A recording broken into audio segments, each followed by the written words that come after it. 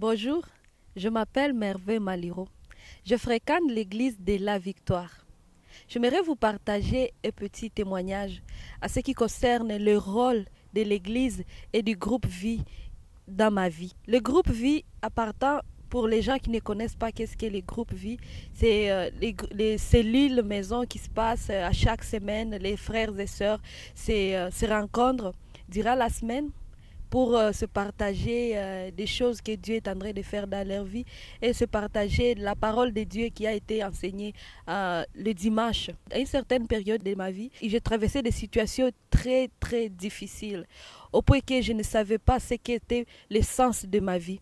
J'étais dans la confusion totale. Je vivais la séparation dans mon couple. Alors c'était vraiment difficile et je ne savais pas quoi faire de ma vie. La seule chose que j'avais besoin et que je ressentais que je devais faire, c'était de m'isoler et de rester chez moi. J'avais un enfant que je devais élever toute seule et aussi j'étais enceinte de 9 semaines. Mais la chose que je n'ai pas fait et je n'ai pas cédé, c'est d'abandonner mon église. Je remercie Dieu pour cela parce que l'église pour moi, j'ai compris que c'est un endroit, c'est une famille. Si je m'étais isolée, c'était l'occasion que je venais de donner au diable de m'atteindre plus facilement. Parce que l'église joue vraiment un rôle de parapluie. Ça me protège de ce que le diable peut faire à l'extérieur. Alors quand je suis dans l'église, ça a été pour moi un abri.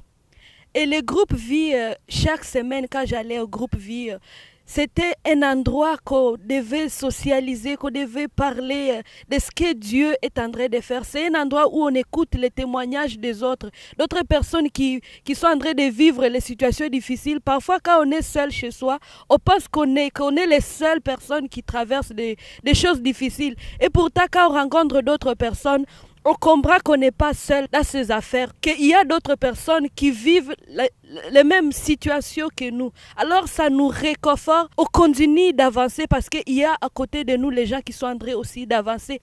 Et j'ai réalisé avec le temps que c'était le moyen que le diable voulait utiliser pour m'atteindre. Mais ce que l'Église a fait, heureusement et vraiment, je remercie Dieu qu'il m'a aidé à ne pas obéir à toutes ces pensées qui étaient dans ma tête, de m'isoler, de rester chez moi toute seule. J'ai continué à aller à l'église.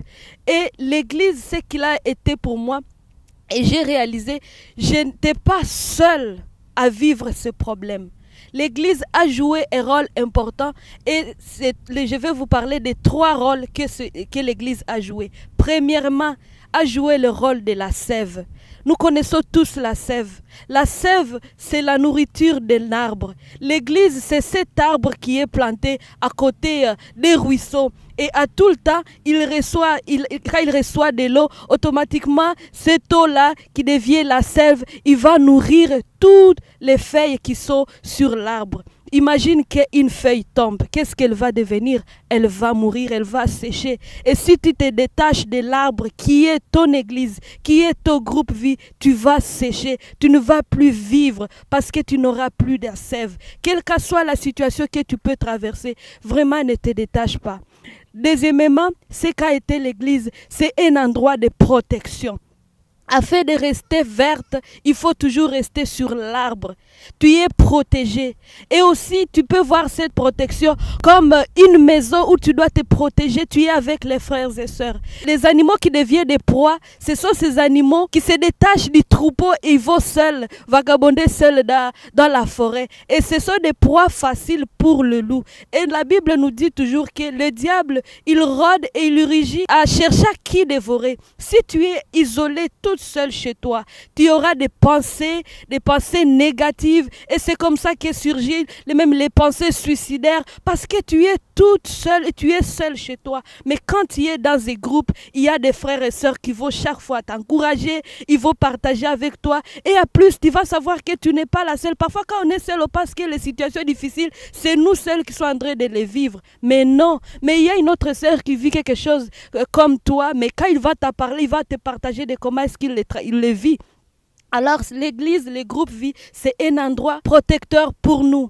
Et troisièmement, le groupe ou l'église, c'est une aide pour nous. L'église nous aide à porter nos croix. Moi, quand je me regarde, j'avais une croix que je portais. Je ne savais pas quoi faire de ma vie. En étant enceinte, il a fallu que je trouve des frères, des sœurs qui vont m'aider, même financièrement, même matériellement, puis moralement.